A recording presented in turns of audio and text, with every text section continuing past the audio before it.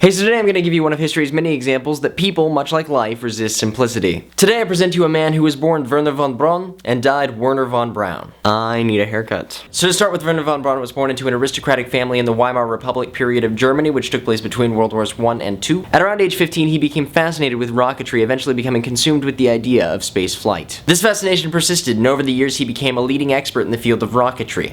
Wernher von Braun wanted nothing more than to take his ideas and put them into practice. Unfortunate caveat to that, it comes with a pretty hefty price tag, and obviously at this point there's no such thing as spaceflight programs, and nobody else is willing to foot the bill for rocketry research. Luckily enough for Mr. von Braun, Germany had another charismatic and radical new thinker much like himself taking the country by storm, and his name was Adolf Hitler. And unfortunately Hitler did a stupid thing and started a big old war that he was having trouble winning. So with a big wad of money in his pocket, Hitler assembled a team of German rocket scientists with Wernher von Braun at its head to make weaponized rockets. My big wad of money is $16.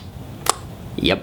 Wernher von Braun was pretty much ecstatic to have any work in developing rocketry, so he set out immediately to create what would eventually become the infamous V2 rocket. There were quite a lot of failures with the program, but there were also quite a lot of successes, as von Braun quickly rose the ranks of the Nazi SS as a scientist. And eventually they succeeded in what they set out to do, completing the V2 rocket, a triumph in the field of rocketry, moving the science forward decades and claiming thousands of lives. The V2 rocket became Hitler's wonder weapon, inflicting a new level of destruction on London. We all know how that particular chapter ends. The Germans lost the war and von Braun surrendered to the Americans. He was taken captive and brought back to America. Now the Americans knew that von Braun was nothing short of genius, and they're not about to let him go, so they kept him and his team captive as they tried to learn as much as they could about Nazi rocket technology. A couple of years later, with Cold War tensions running high, von Braun and his team were put to work for the United States Army, where he came up with a whole plethora of crazy ideas, including a space station that could shoot nuclear missiles, and eventually he led the Army team that launched the first American satellite into space shortly after Sputnik. And this stuff with the Army's all well and good, but von Braun's real dream is to go to the stars, and the Army's just not really interested in that. Luckily for him, he was reassigned to the newly created NASA, where he eventually became director of the Lunar Saturn program. Von Braun led the team and was one of the principal architects of the Saturn rocket, the most powerful machine ever built. He designed the rocket that made the first lunar voyage. The man, now calling himself Wernher von Braun, who had made Hitler's wonder weapon, had put an American astronaut